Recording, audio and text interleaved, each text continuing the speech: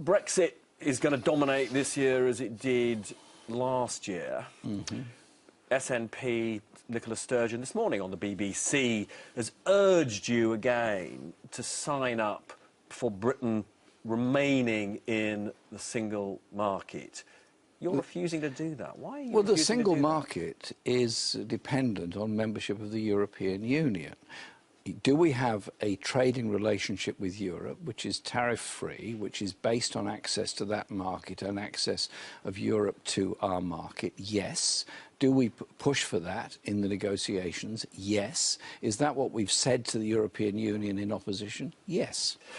So I don't quite understand why she would keep saying join the single market when leaving the EU means you leave the single market. You have to make have to make a special relationship with the European Union. Well, hang on a second.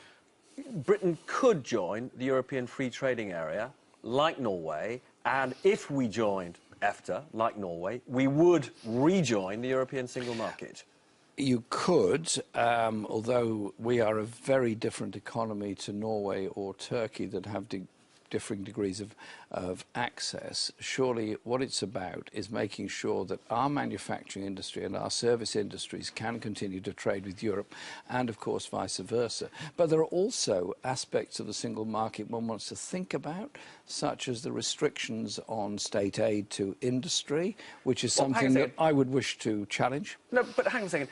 John McDonnell has done a review of whether you would be significantly restricted in your economic policy if you remained in the single market, including on issues like state aid, and he's concluded that you wouldn't be. He has concluded we wouldn't be, and he's correct in that on the terms of our manifesto. But I think as a point of principle that the right of a government to intervene on industries is an important one, and at the moment governments intervene in different levels. France and Germany frequently do. They do. Other countries feel nervous about it, and there are questions of EU law. I think these things should be clarified in our relationship before we enter into a special trading relationship with Europe. All the polls show that an overwhelming majority of Labour supporters would like the UK to remain in the European single market.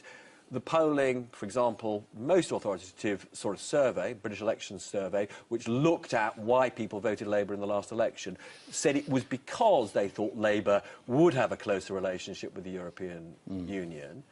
Surely, therefore, it's rational for you, if not today, but soon, to say, well, like Nicola Sturgeon, Britain should remain in the European single market. It's rational to accept the result of the referendum. It's rational to understand the need for a close trading relationship with Europe, and that we will have and that we will do.